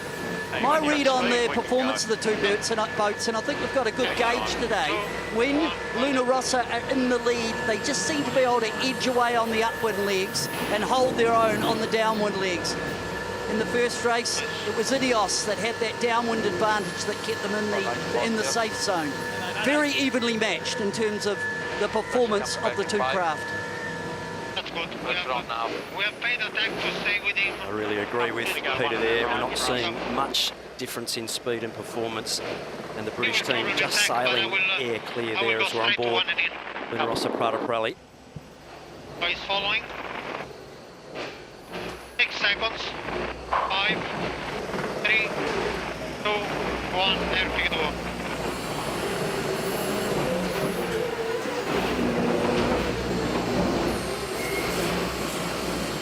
He's paying the extra tax. It's good for us, so it's just us and the apex. No worries. Luna Rossa Prada Pirelli continue to lead in this sixth race of the Louis Vuitton Cup final and complete 5 of 8 legs. And as you heard, Jimmy Spittle's pretty happy about how things are going. They forced the British to do more manoeuvres. And the British do come in to compete their 5th leg. They become the chaser, or is it the hunter? 2, 1, here boys, 100, 20, 30, 40, push up, push up. Italians just stringing up what the ghost boat's sort of saying there, still showing it quite a clear advantage, and British team trying to find some good breeze and some good shifts to dig their way back into this race, but Italians sailing a clean race, showing a clean set of heels at the moment. Get a few touches here, aren't we? You need to try and keep me. The ghost boat, of course, has the wind data, but it also has, if you're a sailor, the polars, all the performance information about AC 75. Be pretty accurate. You know, you could flip this race back to race number 5 and flip the boats. You think in many ways it's a similar situation. One team controlling the other, given the race start advantage. Nice putt for us. Still in this loop. Guys, just one mistake. Just going to keep pushing. Happy to go with him. Nicely for that right turn at the bottom. I'll just get into this. Stand by. We heard the voice of Ben Ainsley. One mistake. We're back in the game. So much pressure on both teams to execute well. As we saw a big slide from the British team in the last race. Nice job. Doing well to keep that boat going in a straight line. That would have easily been a change of lead for them. So even though 240 metres, we're only talking about 8 or 10 seconds of distance, which you can wash off in the blink of an eye if you make a mistake. Left side. Happy with one in. That's 8 seconds up on, yep. Do it. Nice call, Lupe. Okay, I've got to say, I love Ben's attitude. They know they're behind, but he's reminding the crew, the cyclists, everybody, lads, one little mistake. It's just a great play. we can feel the tension in here. Imagine on the yachts. Come here. Outer voice, big push. Up with mouth water when you have it. Big push, boys. Same plan, boy. It's all gone very quiet, hasn't it, as we approach this 6th leg. So Luna Rossa Prada Pirelli will continue to lead in this 6th race and completion of leg number 6. You can imagine fans of Luna Rossa are absolutely rapturous about this one. And why wouldn't you be? You're 2 legs away from locking this up again. Ineos Britannia go around. Just remember what Ben Asey said. One mistake, lads.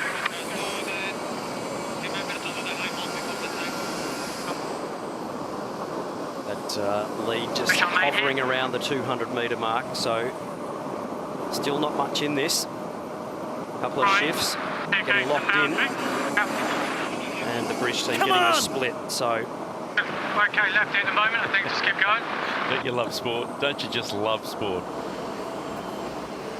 We're going +1. Yeah. Okay, 1. 3, 2, 1, mate. Alright, let's get it going. 2, 1, going forward. I remember at the America's Cup in Auckland, they had heart rate monitors on the helm. Jimmy Spittle was around 70 most of the time. Francesco Bruni about 170. He is the Iceman. 207, pretty even. I'm not sure he's breathing, are you? The average wind direction. You're just... He's looks solid on the left. Chewing a wasp at the moment. Francesco Bruni. Full concentration there. This is the race committee. We are moving the finish line, shortening the leg to 1.7 nautical miles. Lighter patch here, then pressure back in 15. On to Ineos Britannia with coach Rob Wilson. Feels like the last race this time. Luna Rossa are in control. How do you think you can get back into this one? Ben said one mistake. Is that it? Yeah, that's right. You know, we're just trying to just keep in touch really at the moment. They're getting the pick of the shifts, which is making it a little bit awkward for us. You know, they've got their elbows out trying to stop us passing. But yeah, just needs one little mistake and we'll be there. Got some separation now. I like the look of that. Robbie, the team seemed determined to go toe-to-toe in this final. I mean, how surprised are you about that? I think we always knew we had a decent package, and it's just been tweaking it, getting it better and better, and we've just got to keep improving. That's the main thing. Thanks, Rob. Thank you. Hey. Holding that. 90%. Dylan Fletcher now in control of Ineos Britannia. James Spithill on the wheel. The Italians and Dylan there, just locking the boat in. There's not a whole lot they can do to shorten up this deficit. The Italians just sitting down at the dining table first, making sure they get the pick of the big plate.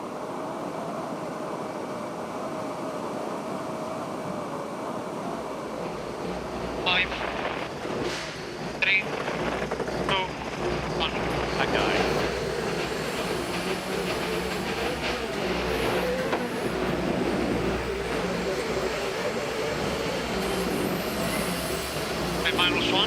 Final tack for Luna Rossa Prada Pirelli. Hey, good course. In this race.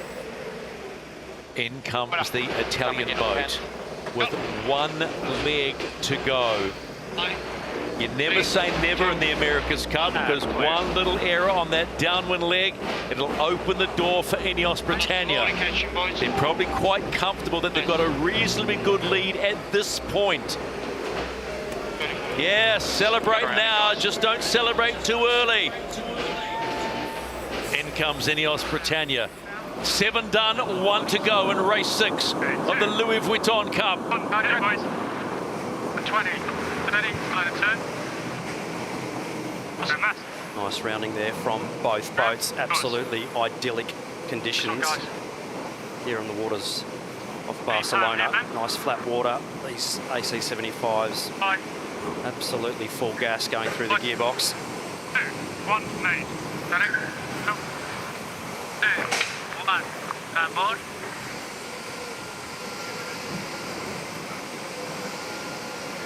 Just been monitoring the relative performance of the boats upwind, and it's Luna Rossa who have been making about between 3 and 4 boat lengths per windward leg. Now, some of that, of course, is that they are the leading boat and they dictate terms for what's going on behind them. But it just looks to me that Luna Rossa, in this condition, have a slight advantage on the upwind legs as they head down on the last leg down to the finish. No passing lanes. If you see pressure, I may be, otherwise we try. Yeah, it looks good here at the moment. I'm pretty happy with the pressure right now. Yeah, I agree. 25 seconds, so. That's quite the sight for sailing fans around the world. Can I just remind you, in yesterday's race, it was only 4 seconds. They had a little a wobble jibe just out from the finish line. Well, they've only got one more jibe to do. The Italian team of Luna Rossa Prada Pirelli. No pressure. They should execute well in these flat water conditions, no problem. Should be an easy lane. Just hold your breath a little bit. And breathe. Everyone from Italy. I think you're in good shape. Nice one, boys. Good bounce back, boys. That's all we want. Race 6 of the Louis Vuitton Cup finals. And the silver bullet has fired one back at Ineos Britannia. Guess what? We're all locked up again. It's 3 all. Are we going to round up here, boys? Bravi ragazzi. Bravi. Cyclor sempre le macchine di bordo. Between the 2 boards, guys. And in comes Ineos Britannia.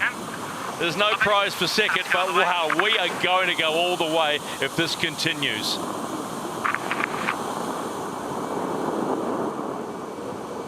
Both boats sailing really accurately around the course in that race, but the Italians just doing a little better job early on, taking an early advantage and just not letting the British team get back into the race. So there is nothing between these giants of the America's Cup. It is so good. Good work, Luna Rossa. Pulled it back when it mattered. Luna Rossa likes to be the chaser, it would seem, in 2 days in a row. And they get a 17-second win on the back of a 14-second loss. 3 all in the Louis Vuitton Cup final. Oh my goodness, this is going to go right to the death here. 3 all. You need 7 if you want to be the official challenger in the 37th America's Cup. Well, let's have a look at the race. Great start, really, by both teams. Just back from the line. Prada on the right-hand side, they like that start. And yes, Britannia did well to squeeze them away. There we see them just having to tack off. Got out early before their damage set in. And that ghost boat predicting that top right, showing a little advantage, and as the Italian team got across to that right-hand side, coming back with just a small advantage. So by leg 4, Luna Rossa. The race committee. We are ahead. moving the windward gate, shortening the course to defending well, and if you are ahead, you got to pick your way upwind and downwind. Yeah, it's coming down. On, and you're all clear. Gate 5, an easy turn for Luna Rossa Prada Pirelli. The hard tack bear away for their opponent. Oh, good rounding.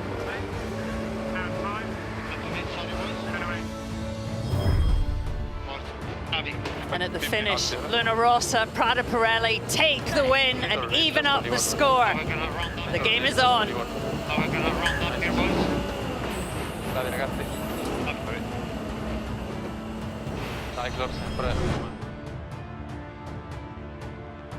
Let's go on board Luna Rossa Prada Pirelli, who have locked this up at 3-all. Let's have a chat to Keko first of all. Beautiful conditions for sailing, Keko, but even start. Where do you feel you got that the advantage to ram home this win? Yeah, I think the boat was sailing well today. It was a pity that little mistake on the first race. I think we could have had that point as well. But yeah, super good, nice conditions, very enjoyable sailing today. Keko, you told me between the races that you were good at the comebacks. What are you going to have to do to take the lead? We are going to just keep it like that for a good show on TV, and then smash them in the end. Don't mind the entertaining, Keko. Let's just jump across to Jimmy briefly. Jimmy, really noticeable. You love being in front, because I've got that impression, and just listening to your comms, you really wanted to give Britannia one today. Yeah, it was good to get one back, and full credit to the boys. You know, we had a repeat manoeuvre there in the start, and they executed it perfectly, and it was great. We're able to hold them out to the sort of left boundary for a while, and then just execute very, very clean manoeuvres. Boat was going very well. Jimmy, it seems like there's nothing between these two teams. I mean, how much are you still finessing, still learning?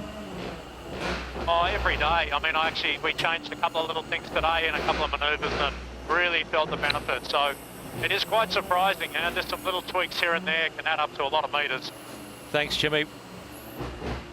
Let's move on to Ineos Britannia. Have a quick chat to the helms. First of all, Dylan Fletcher. Dylan, well, you just really can't blink in this series, can you? Back and forth, back and forth. Where do you think maybe you need to get better now for next time out? Yeah, 2 close races. Obviously, guess we didn't quite do a good enough job on that first beat. We thought we had it, but yeah, well done, Luna Rossa. It was a good race. They certainly put the elbows out. Dylan, is there anything else you could have done there to dig your way back into that race, do you think? I don't know. We were trying as hard as we could, Glenn, but I'm sure we'll get told this evening. We'll have a look at it. I'll be sure a great debrief, but no, well done. Solid day. You're still in the game. The regatta starts tomorrow.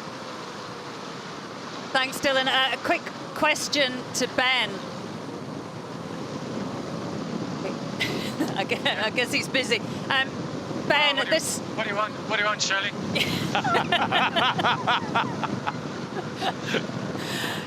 This is just, it feels like it's going to run and run. It is absolutely toe-to-toe. What's going to have to happen? Yeah, it's a gift that just keeps on giving, isn't it? So, I don't know. We'll see. I think 2 great teams going at it. It's what we all want to see to a certain extent, but at some point, something will have to give, won't it? Ben, that you made one comment that we all picked up on. It was I thought it was a magnificent moment of leadership. You said on the downward leg, just one mistake. Did you feel that the team responded from that? I think the team did a great job all day. You know, we sailed the boat really well today. As Dylan said, you know, Luna Rossa did a great job getting the lead and hanging on to it. We didn't make too many mistakes, but they just did a good job. So I think, you know, it's going to be like that the whole way through. It's great entertainment. We'll see you tomorrow. All right, thanks, guys. Yeah, all clear here. My wheel, if you want. Just for a bit. Let's have a look at this key moment. And from an even start, the drag race began. And Ineos Britannia to Lourdes, they really did well. They managed to sail high and match the speed with the Italians, a key skill every team has been searching for. And they crawled up to their rivals. Luna Rossa had to tack off and actually did it great timing before it all got too close. They sailed back to the right and were able to enjoy some lovely clear air. And then another drag race, but one that the Italians were ready for. And as the British pushed high, Luna Rossa had just enough speed to survive until the ley line and red around that top gate. 8 legs, but the very first one was the key. It set in motion the result that the Italians are now celebrating.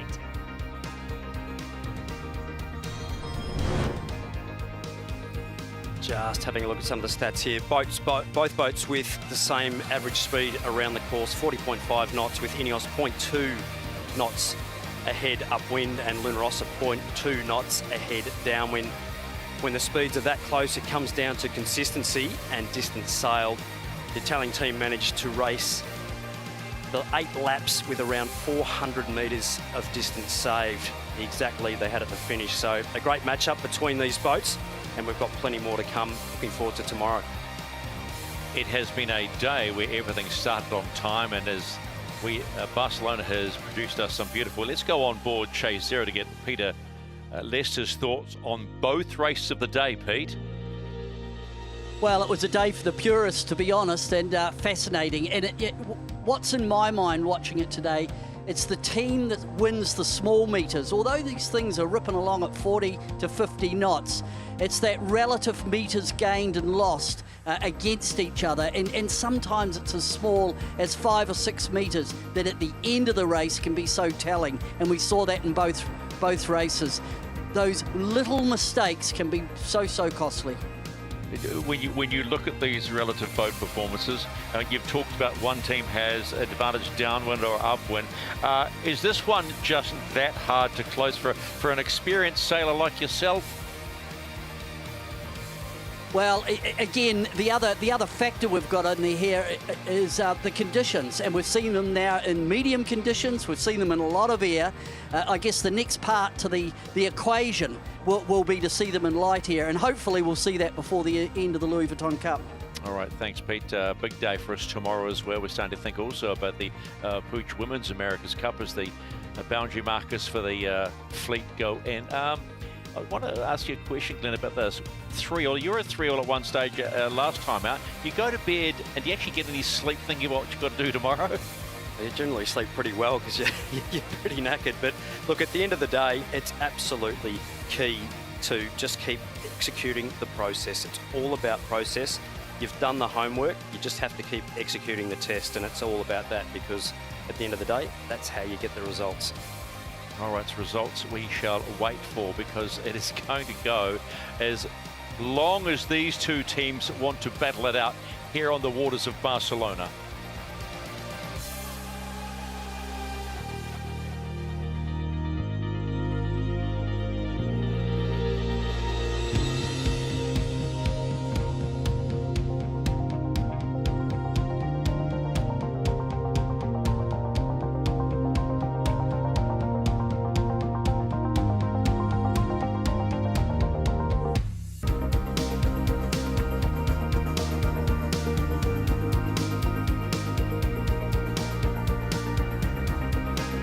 Spoke to him earlier. Olympic gold medalist and sailing superstar Dylan Fletcher is a driven man. The Ineos Britannia helmsman took up sailing at the age of 13, and his dad predicted he would one day hold the America's Cup aloft. Persistence and tenacity have turned that prediction into a reality.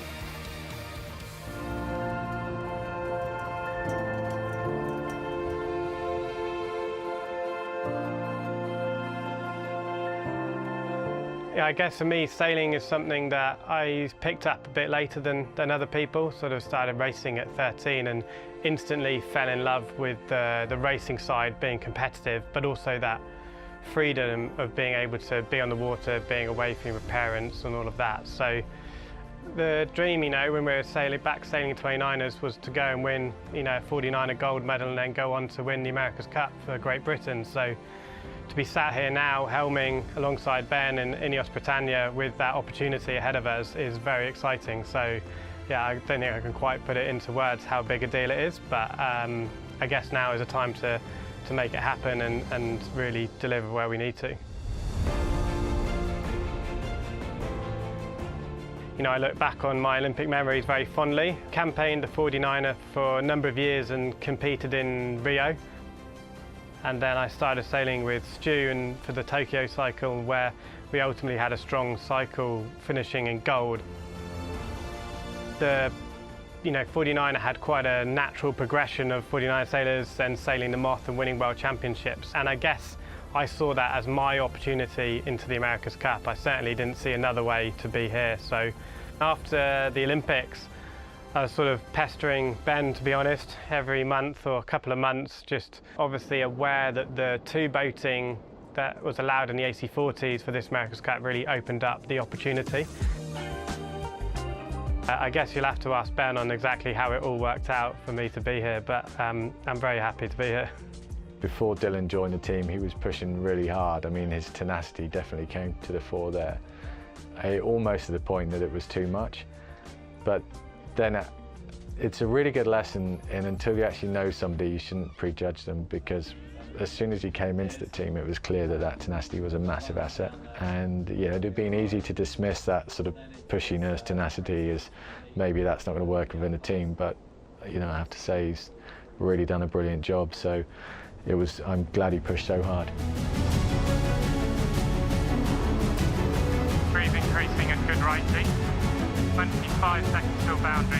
Really big righty, 130. To win the America's Cup for Great Britain would be enormous, especially, you know, the Royal Yacht Squadron and bringing the trophy back to where it all started.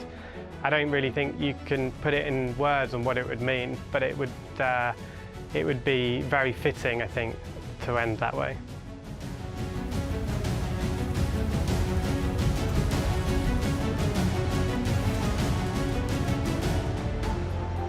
The Union Jack flying high, and I just wonder, all those supporters and those sailors, every time they look at that, surely like Dylan Fletcher going out, how that must make them feel that they're, you know, getting closer, but the Italians aren't making it easy. Yeah, Dylan Fletcher is America's Cup rookie. He has won, obviously, on the Olympic stage, but I wonder how he's feeling about this. He's certainly performing well. All right, I think it's important as we end day 4 of the Louis Vuitton Cup Finals, all locked up at Thrill, that we take a look back at what the sailors, as Keko keeps reminding us, is good for TV, and it is great entertainment. And you look at this moment right here, that just simply hurt Luna Rossa.